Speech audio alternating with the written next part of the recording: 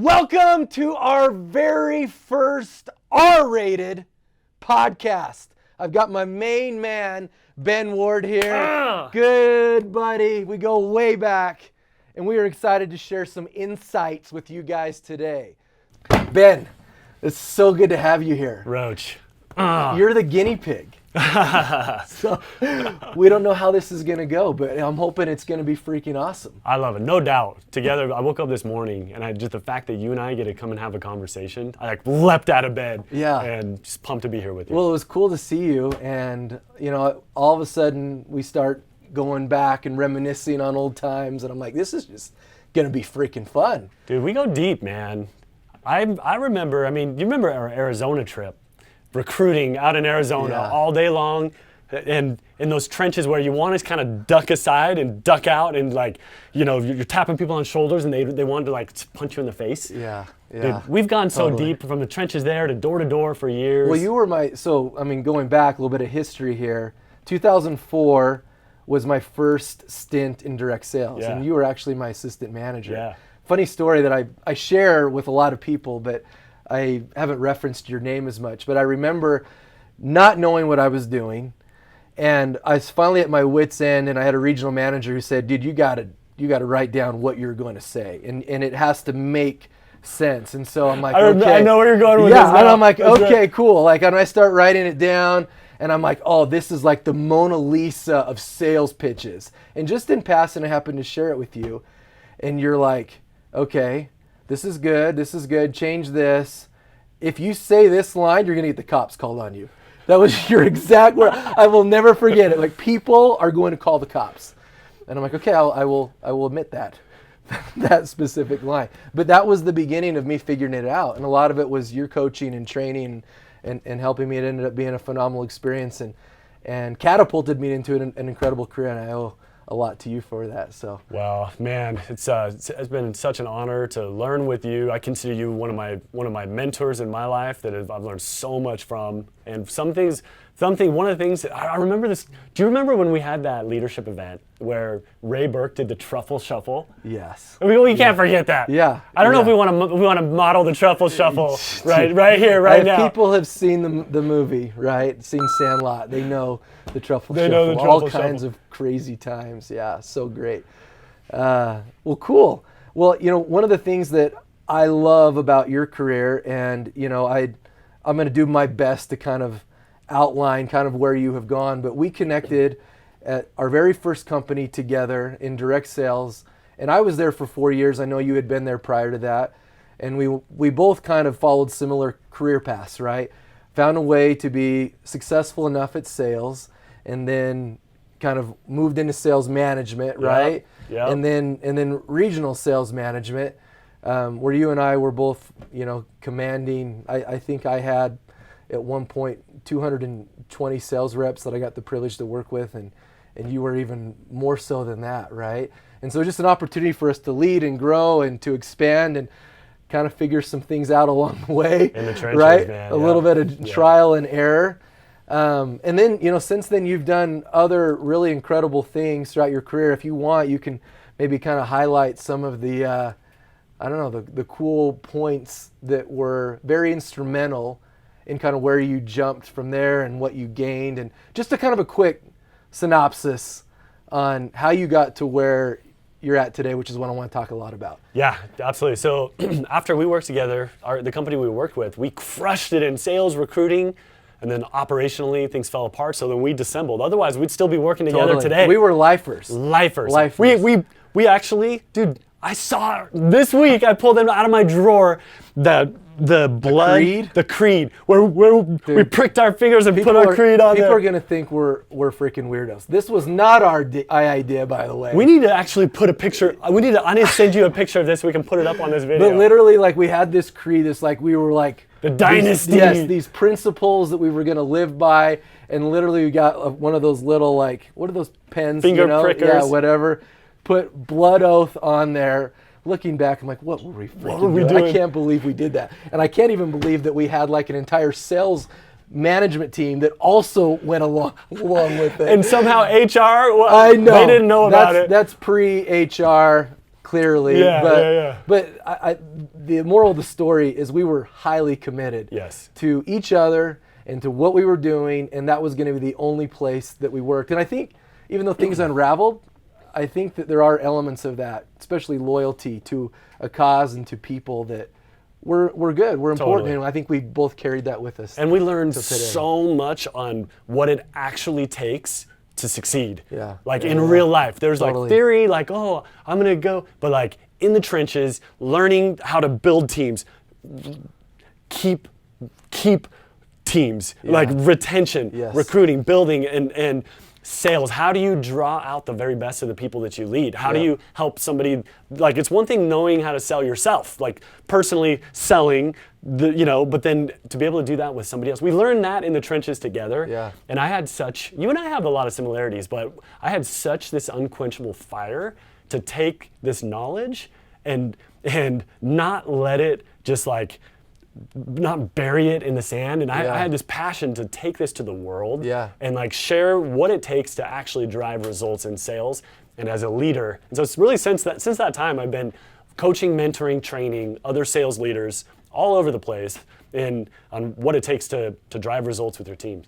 Yeah, and I love that because I think it's one thing to be able to play in the arena of maybe companies or organizations that we get to serve, but you just fundamentally felt that there were principles and knowledge that you had that could serve a broader audience, right? And just hats off to you for just deciding to play a bigger game, because I think that's what it's all about, right? It's really believing that you have something to contribute and then having the guts to actually go out there and do it, because it's a little bit of putting yourself out there. Totally, yeah. Right? Like you're exposed and vulnerable, and you could fall on your face. Totally. Which you and I have fallen on our faces. Yes. In our careers, right? Yeah, It's of course. scary, yeah. Yeah, but with that, I think we would all agree comes a lot of growth, Totally. right? The ability to pick yourself back up, and usually things end up getting better. Yeah. Which is one of my favorite quotes of all time. And Tony Robbins' one is that life is typically happening for you, not to you. Yeah. Right? And I think you would probably agree with that 100%. as well. 100%.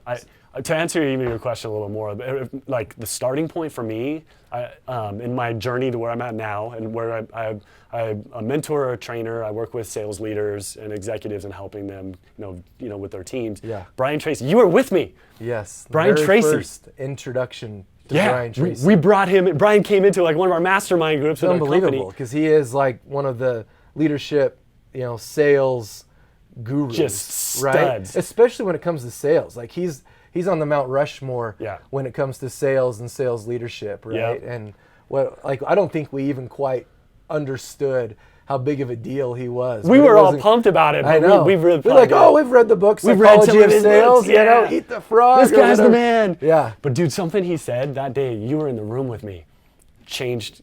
Like it hit me like I don't like viscerally. Yeah. It just like hit me like Feel a it. Mack truck. Like whoa. He's like, listen, being good at sales and being good at leading other people are two totally different skill sets. Yeah. And I'm just like, whoa, like. Yeah. Because I was personally, you were too. Yeah. You and I were going through that ourselves. For sure. Where we'd sold awesome. We Yeah. killed it. We crushed it personally. But then now we were both at that point new managers. Yes. And Yeah. it was almost like it broke my brain because I'm like, where's the solution for that? For sure. Because there's such an inherent problem. Yes. The problem is being good at sales is what gets you into management. Yes. Oh, he's good at sales. Yeah. He can show these other people how to do it. Yeah, get you a look, right? Yeah. But then when it actually comes down to it, some of the qualities that make you really good at sales, like, aren't the qualities that make you really good at duplicating yourself Yes. or gaining leverage results, helping other people teach them how to be good. And so I've spent, since that time, like had this passionate like obsession actually. I'm like, how do I help other people achieve the results I have? Yeah. Because it's almost like I always joked. I was like, I wish I had a chip that I could like put in the brain of somebody that I'm working with. Yeah. And if you just knew this, all these things that I've learned, Yeah. like you would be able to, like in a second, transfer the knowledge, and it just doesn't work that way. Yeah, I know. But it's probably useful it doesn't work that way. Yeah. Because going through the grind and the leveling up, it's the uncomfortable is what makes it so rewarding, right? And like we've heard, like growth is uncomfortable. If we grow, if we're a kid, sometimes there's growing pains, right? It's the same type of thing with that, but that's why when you arrive, it's so beautiful on the other end. 100%, bro. And like, I love that. The growth process is uncomfortable. That makes me think of like the seed. Yeah. You think of a seed, you already know this, but like you put a seed, the only way for that seed to grow, it will not grow unless it's like with the dirt and the things that are happening, unless it absolutely combusts, unless it blows up. Yeah. It's like, and in our lives, like, so the seed won't even take root unless it blows up from the pressure. Yeah. The same thing is true. We've learned this, and we're still learning. We're going to continue to learn and grow. That the growth process, especially for our sales teams, for our sales guys, it's dirty, it's uncomfortable, it's hard, it's so easy and natural to like point fingers. Wow, this person. But as a what it really takes to grow is taking that and being like, okay, I've created, look at my world, I've created it, taking that responsibility and taking action despite that fear. And so like as we've been able to mentor people along the way, it's, man, my brain is flooding with so many thoughts, so many memories. Right now, we haven't seen each other in how long? I don't know, man. In person, I bet it's been it could be as long as 10 years. 10 years. And dude, and yet my leadership was forged in the trenches with you. Yeah. And so I'm like getting a little bit emotional and also having like all these flooded memories with you, bro. Only good memories. Yeah, I love it. And I love the concept. We're going to talk about your book here in a second, but you know what you basically just explained, you were able to take and kind of put it into a book and put it into a story that makes it a fun read, right? Because I think most salespeople, maybe sometimes a little cocky, right? You're coming off having a really good year. You're like, I'm the guy, I'm the gal, right? I am the person that's now going to be able to deliver in leadership. And that's not the only qualifier. It is a qualifier, right? Because clearly you have to be able to impart the knowledge to help someone, learn the process, be able to master it, right? And you have to have that credibility. Yes, you yourself. do. You clearly do, or else right? they're not going to follow you. But it is only a piece of a much larger picture that's required for you to become a sales leader. I love the title of your book, Sellership, right? Play on obviously sales and leadership kind of together, and a new word which I think should be included in the Webster Dictionary. But I love it. I love it. But it was cool as you were going through this project, I was privileged for you to bounce a couple ideas off of me. The title of the book, which I did not come up with this title, way cooler than the ideas that I gave you, right? But I did make, there's a Ryan in here, which you purposely put in. 100%. So thanks, man. Dude, 100%. I'm now famous thanks to you. So. Oh, dude. Well, something you were just saying about transitioning into leadership, I talk about it in there where it's like the I trio. Yeah. You got to ditch. Like when you're going into leadership, like first you're selling, it's just all about me, myself, and I. Yeah. Right? The I trio is what we call it. Yeah. You gotta put off the I trio because it is no longer about you. Yeah. And it's right. As a leader, it's about how can I serve this person in a way that's going to be meaningful to them, and it's lonely at the top. Yeah. As a leader, you're no good deed goes unpunished. You might be trying to help somebody and working with them with good intentions, and maybe it's not received that way. Yep. But it's not about you. It's about how can you pour into. Totally. How do you pour into that other person? And it doesn't always credit's not given often to the leader. Yeah, but you have to trust that principle as well, that by you investing in others, that you'll receive your own reward tenfold, right? It goes back to that Zig Ziglar quote, you help enough people do what they want, then you'll get what you want, right? Isn't that powerhouse? Yeah. I think we've talked about that back in the day. Yeah, and it's timeless though. That's timeless. Because it's a principle, right? It's going to always apply.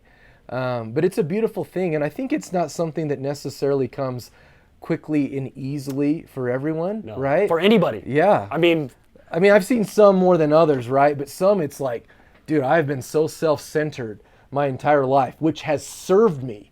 Right. It's why I got the opportunity in the first place. Yes. But now I have to learn a completely new skill, work a new muscle to now this is about you. Yeah. Right? And I care enough about you. This is no longer about me, that I am all in your development, right? Dude, and that's easier said than done too. And like, Totally, how do you? dude. And so Yeah. one thing, if I could sum up, bro, since we haven't even chatted. Like, if here we are just chatting. Yeah. If I could sum up what I've learned, Ryan, and my experience over the last 20 years leading teams, and we've gone separate ways and doing rad different things. I've sum it up into one word of what it actually takes. This is actually hard to do. Sum up leadership and what it takes. Yeah, to, in I'm like one, fascinated to hear you actually have an answer to that. like one word that I found that actually creates like true leadership. And by leadership, I mean like true impact. And by that, I mean like, how do you help somebody who maybe who's not motivated and like drive them into action? Like, Yeah. what does it take? And what I've found as a leader, Genshai. This word, Genshai. Kazentai. Excuse me. Wait, I have no idea what that is. Is that Japanese? No, it's Hindi. Oh, okay. It's an ancient All right. it's an ancient Hindi word. Okay. Which means to never treat another person in a manner that would make them feel small. Wow. Yeah. Okay. And that also dovetails including yourself. Yeah.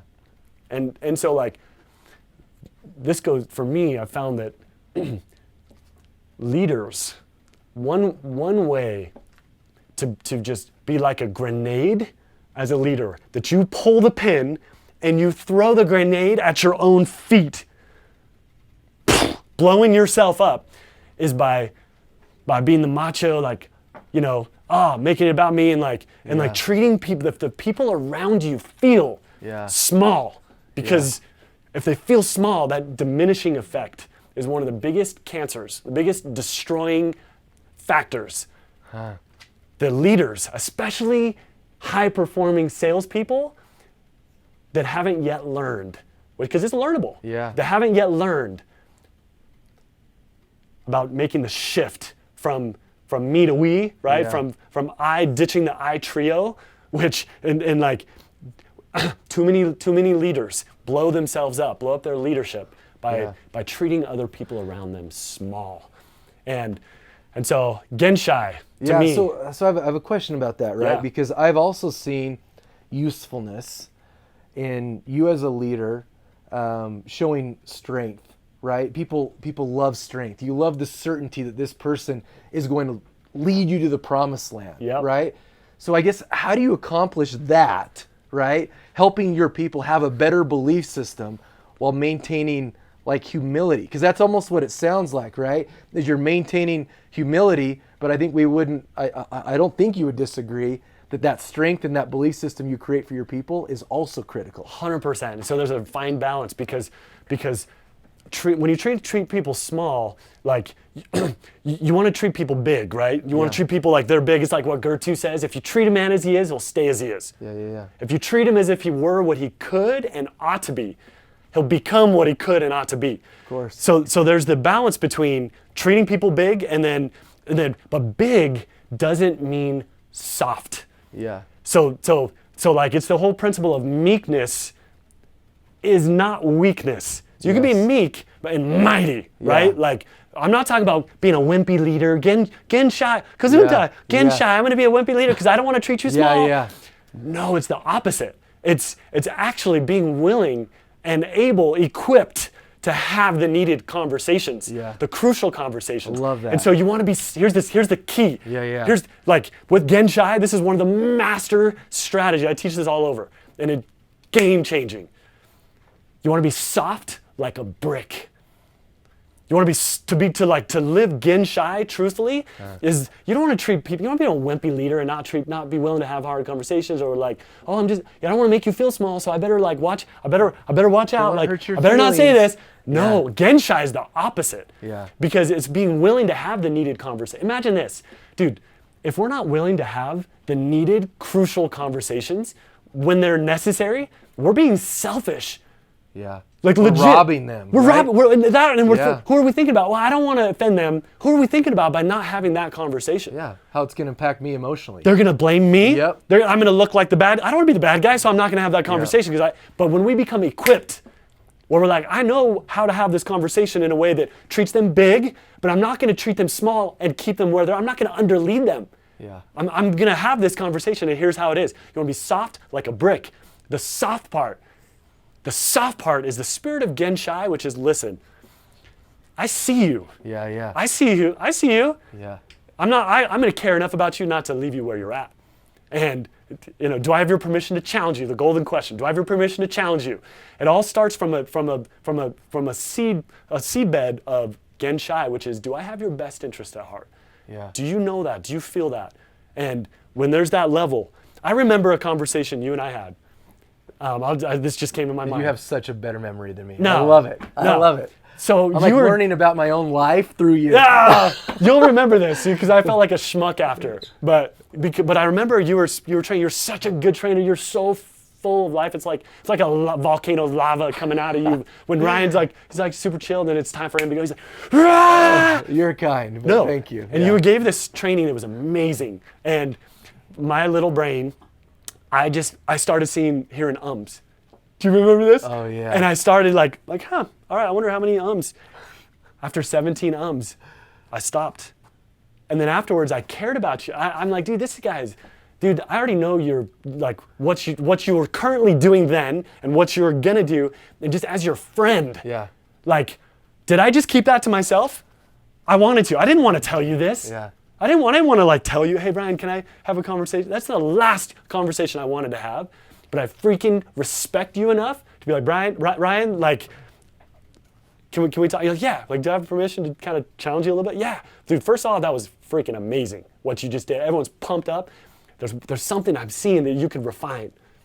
And I shared with you, I'm like, dude, you had like 17 ums in the first, like, I don't know, a couple minutes. And I just stopped after that. Do you remember that conversation? I actually don't. You don't remember that? I don't, but it's clearly impacted me because I don't think I say it near as much as I used to. But the thing about it is you haven't said it all, and I'm not even trying to look no, for it, and I appreciate that, but I think that with that, like if you truly care about growth and progression, you should be okay with coaching like that, right? Do you care about your feelings or do you care about the result, right? There it is. And I think that's powerful. Some interesting things. Soft as a brick. What I often share with sales leaders is to take 100% responsibility for everything in your life. Yeah. And one of those things is to be direct, be powerful in your communication, but also take responsibility for how it lands. Boom. Right? Like, how do you care about the result, or you care to flex in this moment where you're going to hit them upside the head, or do you want this to actually be received so that they go and take it and apply it, right? Dude, I think that hits a chord that's legit next level hard to apply. Yeah. And so a mentor of mine told me one time, he's like, Ben, the best leaders on the planet take responsibility for how people hear them. Yeah. And this came off of a scenario where I was in an executive boardroom and I was seeing what was going on, and I stood up and I challenged everybody, like pretty hard. Yeah. And I was coming from a place of like, we got to protect.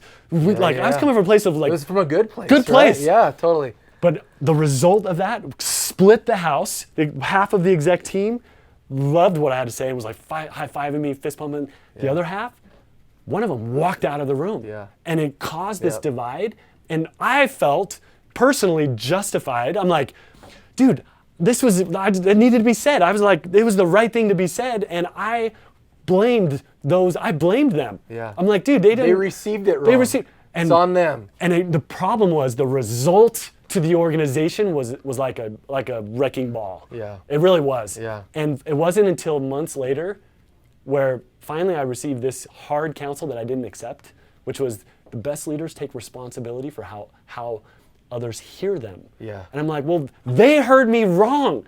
Like, my intention was to serve the organization. Yeah. But it's taken me some time to actually get to what you're saying about taking response. This one experience where, looking back now, I can see that what could I have done better to communicate my intent? Yeah. Because it fell flat massively and was cancer. But that was never my intention. That one lesson was so hard, and what you're saying, I think there's just so much wisdom. You can't gain that wisdom without going through what you've gone through, where you've built teams, recruited them, built tons and hundreds and thousands of different people that you've brought through and have taken them and led them from the trenches to gain that wisdom. And those who are watching this right now, dude, that piece of wisdom you just shared, man, is profound, dude. Yeah, well, I appreciate you saying that. And I will challenge you a little bit. Having lived it somewhat, I don't think it's as difficult to nail as you might think. I think it's just when you know you're going to have to deliver something, information, sometimes something that's really sensitive. You're going to have to take them out of their water, right? We all swim in our own water. We're in our own environment. We have no idea. Yeah. But when you take them out, just like it would be for fish, it is uncomfortable, right? And I think it's just asking yourself a question: how can I deliver this message to where it will land in the most positive way possible, where I can get the best outcome possible? I think it's just taking a couple extra seconds, asking that. It allows for you to like set your ego aside and be like, okay, cool. Well, so what is the answer? Okay, well, if I want this to land the greatest, I'm going to communicate it like this. I'm going to use this type of tone. I'm going to be powerful in my communication, but it is going to land in my mind right now in the most effective way possible. Because if I don't care about my ego, I don't care about needing to flex because this guy did something so wrong, right? Yeah. I just care about the result, right? I think when you take yourself out of it and all you are committed to is the result, and you're trying to find the best pathway to get there, I think it becomes easier than sometimes we think. I love it. Right? And to me, that's the spirit of Genshai. Yeah. The spirit of Genshai is, listen, we got my team. How can I serve them in a way that's going to drive the best outcome for them? How can I help them become their very best? Not mimic me, not become me. I'm not going to try to duplicate a bunch of me, but how can I duplicate the results that I've been able to get with this person drawing out the best within them? Yeah. And I love that, dude. I appreciate the challenge, dude. That's cool. That's like a simple hack any of us could do at any time to take as part of taking responsibility for how others hear us. Yeah, I I learned this from Tony Robbins, but ask yourself a more powerful question, you'll get a more powerful answer. Dude, right? yes. And it's just, for me, it's a hack that immediately gets me to think what I need to think, right? Yeah. Everything you have is within you. Yeah. Like everything you need is within you, right? And I think it's just, asking yourself a question. But getting back to something else, I love what you're sharing here with this concept. Genshai, am I saying that Genshai. right? Genshai. So it's Genshai. Okay, Genshai. Because I was just listening to something the other day from Jordan Peterson. I don't know if you know Jordan Peterson, but he talked about a quote that we've heard called, the meek shall inherit the earth. And he said, I feel like oftentimes that's misinterpreted. Yes. That doesn't mean soft, right? It doesn't mean that you don't challenge, that you're not courageous. It means that you can wield the sword, but you choose to sheath it, right? Jordan, and I was just like, oh my gosh, that is incredible! Like, I love that, right? That's soft like a brick. Yes. Because the soft part, there's two elements that are critical for soft like a brick. Soft is they have to know that you genuinely care about them. Yeah. If they feel from you that you genuinely have their best interest at heart, that's the soft part. Yes. The brick is being willing to have the needed conversation, whatever that might look like. Yeah. And being willing to have that and having a skill set to be able to communicate, and take responsibility for how they hear you. And nobody wants to be shamed and blamed and pointed at. And so how do you communicate in a way that's soft like a brick? And the spirit, the foundation is Genshai, is to never treat another person in a manner that would make them feel small, including yourself. Yes. Got it. No, but it seems to me, and you referenced this earlier, but trust to me seems like the foundation. Like if you don't have that, then there's no way to build upon it. I feel like that has to be the core part. I mean, dude, would you agree with that? Or 100%. I see that as one of the 4 laws of leadership. Okay. Actually, one of my chapters in my book is called The 4 Laws of Leadership. Okay, sweet. And trust. And that's in there? Yeah, it's in fellowship. Yep. Awesome. And trust, don't fool yourself. Like into thinking like, oh, I'm going to lead this person to the highest degree possible if 1, you don't trust them, or 2, they don't trust you. And so the starting point for effective, like highly impactful leadership which is, in my opinion, from my experience, 100% what you said. They have to know that you trust them. Yes. Now, if you don't trust them, too many leaders, including myself, early on, and I have to keep learning this and going. is too many leaders don't trust somebody on their team. And then they start blaming them. Well, I don't trust you. But the opposite has to be true, where if I don't trust you, what am I doing? The ownership you were just talking about, responsibility. Taking responsibility for the lack of trust. Maybe they did something, but have we had that conversation about it? Because oftentimes those conversations will flush out and be like, oh, it was a misunderstanding. But too many of us as leaders, we don't trust somebody on our team and we blame them for not being trustworthy. Well, victim mentality. What am I doing as the leader with somebody? First of all, what am I doing with somebody on my team that I don't trust? That's on me as a leader. And that's where if we're not willing to have those crucial conversations, soft like a brick. Hey, listen, Ryan, there's a situation that just happened. It's been keeping me awake, honestly, at night. Like, this thing happened, and I saw it this way, but I wanted to understand from you. For sure. Like, is this what you meant? This is what I heard? Yeah. I don't even want to say these words to you, but like that type of conversation, and you'd be like, yeah, no, I did say that. Like, okay, well, that's a problem with me. Let's duke this out right now. Love it. Dude, Ben, what are you talking about? No, I wasn't trying to recruit your guy. You and I have had this conversation. No, Ryan, I wasn't trying to recruit your guy. You haven't. And it's been back with you. Same with me. For sure. Like, Ben, I wasn't trying to recruit your guy. You haven't. That trust. But imagine if we weren't willing to have those conversations, I would hate you today. Yeah, but the way you approach that conversation is profound, right? Because I think it comes down to, no matter how thin you slice it, there's always two sides. And sometimes I feel like I have looked at situations and I'm like, I have all of the information I need to know. I know what they did and I am coming after them. And early in my career, I would come in guns a-blazing. And then I'd leave a lot of conversations with egg on my face. I'm like, I did not understand it, right? You burn the relationship to the ground instead of giving them the benefit of the doubt as you approached it with me. And yes, the outcome might still be the same, but let's at least get some perspective.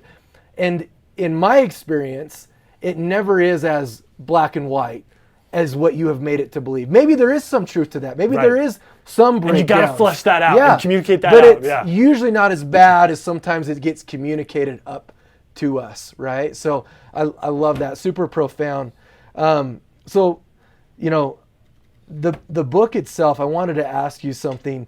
First of all, unbelievable. You referenced Brian Tracy. Brian Tracy writes the foreword in your book, which is, unbelievable. So freaking cool.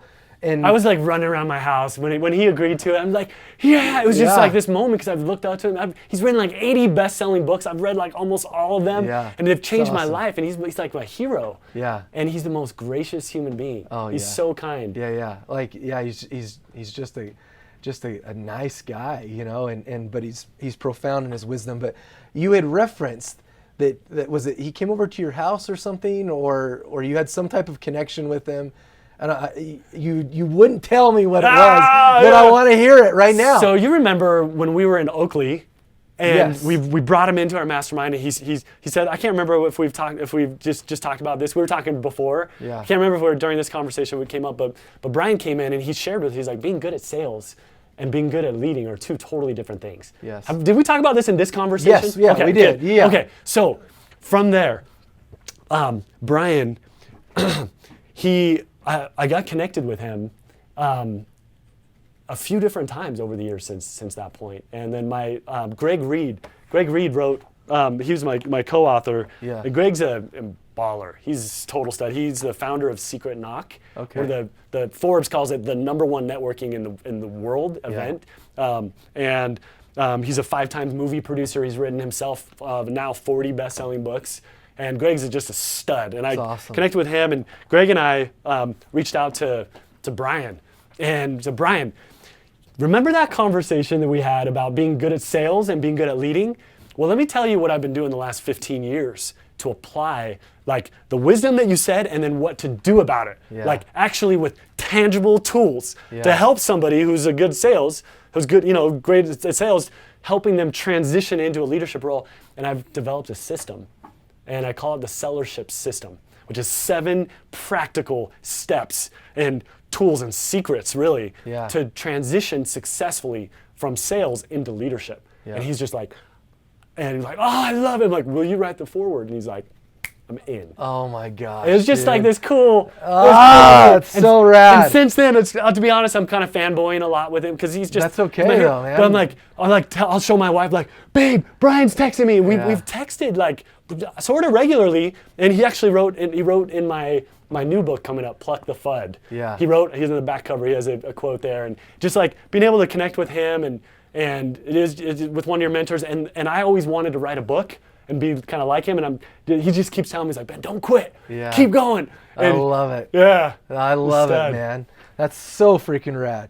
Well, one of the things that, I wanted to talk about is the book you just referenced, right? Because this was the first one, right? Which is awesome. I've read a lot of it. I haven't completed the whole thing, but the principles in it are absolutely incredible. And especially in what I'm doing right now, we have salespeople all the time. There's nothing we want more for them than to grow and expand. And in fact, our brand ideal is expanding life, right? Because I realize, I love that. I didn't know that. Yeah, expanding life, because what I have learned, and I'm sure you've learned this as well, is human beings are designed to grow and expand. Yep. And as soon as they ever find themselves in a situation where they're no longer experiencing it, they freak out, right? And that's why we'll see sometimes very erratic behavior. Sometimes out of nowhere, they end a job, start a job, change careers, go back to school, end relationships, start relationships, move across the country, right? Because they feel like something has to change, something has to give. Some way they have to grow out of this, and they don't know why. Most people resort to changing their environment, right? But what we have tried to champion is an opportunity for people to grow right where they're at, right? That they can take on more, and that there's so much more responsibility. They can keep growing and expanding. But that's why I love this entire concept, right? Because as salespeople, we oversimplify it, like we've already discussed, right? Which is, I'm a good salesperson, therefore I'm a great leader, right? And so I love that you address that head on. But now you're in a new passionate project. Well, it's all part of the same. In fact, in sellership, I introduced Pluck the Fud as one of the key principles because here's the thing. So by the way, let's talk about Pluck the Fud. By the way, don't say that 5 times fast. You're going to drop an F-bomb. People always tell me when I'm on stage, they're like, have you ever, afterwards they're like, Pluck the Fud! Have you ever said that wrong on stage? And pluck it! So far I haven't, but yeah. But it's awesome. But FUD stands for? Fear, uncertainty, and doubt. Okay. And so here's the thing, like when you're growing a garden, like if somebody's growing a garden, what inevitably is going to creep into a garden? Weeds, right? Yeah, so you gotta get in, you gotta get in, you gotta pluck the weeds out of the garden. Yep. Right? If not, they're gonna destroy whatever you're trying to grow. Yes. It steals its nutrients, it chokes out the roots, all that. Yeah. You gotta pluck the weeds, right? Yeah. Ryan, you know this, I know this, we know this. Those watching know this. Weeds in the mind are a real thing. These mind weeds. We might have this like awesome idea, like this like maybe this like beautiful idea plant. Like I'm gonna double my team sales this year. Yeah. Or I'm gonna grow my team. I'm gonna double my personal sales or whatever it is, right? I'm like, yeah, I've seen somebody else do it. I'm gonna follow Ryan's passion. I'm gonna do it. And inevitably, while we're on the pursuit of what we want, weeds of the mind will come in and they are real. And the most common weeds are fear, uncertainty, and doubt. You experience it, I experience it, we experience it. The question is, what do we do when they come in? And so you've got to pluck the FUD. My number one sales advice for any human being on the planet is you got to pluck the FUD, because the easy part is learning the skills. Yeah. You can learn them. You can watch videos, duplicate how to stand, what to say, your pitch, your tone. Up at the end of the sentence or down. How's your elbow feeling? Well, no. How's your elbow feeling? If you had a doctor that was like, how's your elbow feeling? Well, I think we need to do a prescription. And with that prescription, we're going to send you over to the lab. And we're going to, you're like. Oh, man, that really showcases the power of tonality. I love it. Well, versus, inflection? They have no authority. Like you're like, dude, who's this doctor? And I'm at it. They're not a doctor. Who's this imposter? Yeah. But how's your elbow feeling? Yeah. Okay. How's your elbow feeling? Yeah. What we need to do. Yep. We're just gonna give you this prescription, or we're gonna do this, thing, whatever. Yeah. Bro. Yeah. Those things are learnable. That's easy. Yeah. Imagine. I mean, those listening right now will be like, oh, Boom. I didn't thought. Maybe someone thought about it and worked on it. Maybe others never thought about it. Yeah. That's easy. That's the easy part. The hard part, the real challenge in driving results, is learning to guard your mind and take action despite the inevitable fear. Yeah. That's the hard part. Yeah. And that's why I wrote Pluck the FUD. Because you can't just not experience the emotion. You can choose to try to not give as much meaning to it, but a lot of times it's still there, all the while you're going through it. 100%. Right? Being fearless is not about having less fear. It's not about being fearless. Yeah. It's not being fear. I'm not going to have fear now. Yeah. It's about. Oh, I don't have fear. It's about fearing less. It's about what do you do when that fear comes in. Weeds are going to come into a garden. You've just got to pluck them. Yep. You got to have the tools. You got to be equipped and know when to pluck them. Yeah. Weeds of the mind are going to come in. Yeah. The key is when they come, what do you do? Yeah. And that's why I'm pretty passionate about it, because it's like the number one problem as I work with salespeople. As I've been a salesperson, led sales teams. You've lived that. I've lived it with my teams. That's the problem. Yeah. Myself personally, getting myself to take action despite fear. Pluck the FUD. And my book is all about how, and I share 8 very tangible strategies that actually work in real life, that are practical and applicable, that you can use, and I share that in my book. Yeah, and I want to kind of dive into some of those, but so where I feel like this applies perfectly is what we've been referencing as the trenches, right? And to us, I think the description of the trenches is when you're like in the middle of your sales grind, right? And you don't quite know exactly what you're doing, and there is that FUD exists, right? The fear, uncertainty, doubt. Like, am I ever going to get this? Like, I can still remember, both of us come from door-to-door sales, right? And I still remember my first week, and I was looking down this street, and it'd been like 4 days in. And I go, I don't think I'm ever going to get this. From where I am now and where I think I need to be, that is like the Grand Canyon. That's the trench that we're trying to build. It's impossible. We're never going to get there. Yeah, exactly. And so like you're in the grind, right? You're in the thick of it. You're trying to overcome. I mean, you're battling it, right? But it doesn't appear easy, or maybe that there's even going to be the outcome that you desire, right? Yeah. And so I feel like the concept applies really well, especially in the form of sales that I've had the privilege to work in, because it doesn't matter where you're at in your career. I think it's important to embrace it because it will always be there, right? Whether it's the fear, uncertainty, doubt of like, am I ever going to get this, to where you start to get it. And what we were sharing earlier is it doesn't matter if it's a week or even a couple days or an entire season. When you come back and you throw yourself back into that sales process again, you ask yourself all kinds of disempowering questions. Like, can I still do this, right? Can I still sell people? What if we've sold everyone?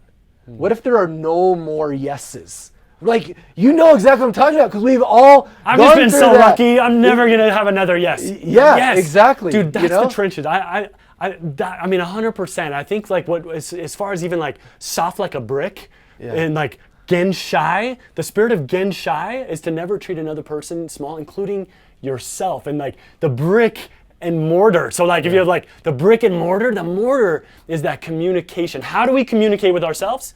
Do we treat ourselves small?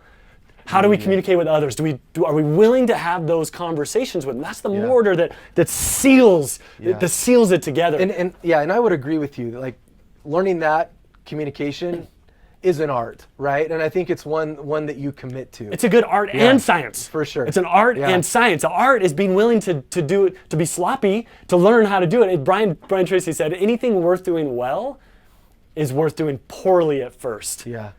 Being willing to just do it, and that's where the trenches. That's the trenches of not knowing, but just knowing you have to push and trying to figure it out together. And that's where, for me, I've got so much freaking love and respect for you, is because together, side by side, we keep talking about the trenches. Yeah. That's where we're like in motion, learning as we do. Yeah. Learning as we go, learning as we do, which I invite anybody. That's one of the challenges I have for any leader. Learn as you do. Yeah. Be willing to make mistakes along the way. Yeah, you might not be winning the fight, but you're in the fight. But you're in the fight. Yeah, and so you're winning. And I'm still alive. Yeah. I'm still alive. Yeah, no, I totally agree. And I think, plucking the FUD, once again, whether you're in our space, brand new, a couple of year vet, you've had an entire career, you will still battle that. And so I'd love just to hear, and I know there's so many good principles, and your book's coming out, and I'm freaking excited. I actually have a quote in it. Yeah, I'm so excited about. I'm pumped that you're in there, brother. Thank you for that. That was awesome. No, and I appreciated you sharing that with me. It was awesome. I got a chance to see the book before everyone else gets to. So super cool. But what would you say if, for the salesperson who's in the middle of that right now, right? The fear, uncertainty, and doubt is creeping in. What would be just kind of some quick, a quick, oh man, I'm messing up. Dude, I got you. No, a quick I hear you. like in fact, synopsis. bro, you're not even messing up. I'm feeling goosebumps because of, let me share. Like give me the best stuff, right? Because let's just say that no one else reads the book. You have one shot. One shot. I'm dude, going down. I'm so pumped because, dude. Tell me what to do. Bro, I asked that same question to Brian Tracy the night we picked him up a couple years after that first mastermind. He came and spoke to you remember this. Yes. He came, where was it? Sundance. Remember he came to Sundance and was teach. Yep. So I had the chance, I had the opportunity to go and pick him up from the airport with Wright Thurston and Jared Taggart. We went to dinner, and we went to Ruth's Chris up in Salt Lake, and I had the privilege of driving him home, me and Brian, to his hotel, because he wasn't at home, to his hotel. And as we were talking, and it was just this awesome conversation. This is Brian Tracy. There's like this rad full circle story of just how he's imprinted on my life. Yeah. I asked him that same question you're asking me right now. Yeah. I'm like, Brian, of all of the things you've learned, you've written, at that point, it's like 70 best-selling books. He's a top speaker, paid speaker all over the world. Oh, yeah. And I just said, of all the things you've learned, like, what would you, if I was your son, and the son that was going to take action, like, on what you say. Because there's others who, like, you can tell them all day long and they're not going to do it. Yeah. If I was the son that was, like, eager to learn and grow, and, like, what would you share? And I said that to him. I looked him in he was on the passenger side, and he said, dude, Ryan, without even flinching, not even a flinch, he said, there's two. And I'm like, I remember being like, in my mind, it's all, where's my, and I didn't have it. I'm like, okay, I got to take some massive mental notes. Yeah. And he said, first, continuous learning. Can I? And my first thought, honestly, we knew that. Which is constant, never-ending improvement. Can I? And my first thought was like, Brian, tell me something I don't know. Yeah.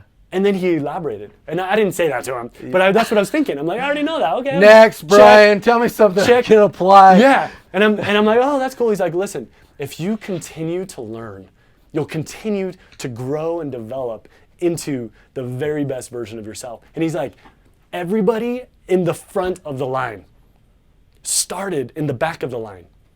And he's like, if you just commit to continuous learning, and especially in the areas you're wanting to improve at, get specialized knowledge from the best people in the world, continue to learn.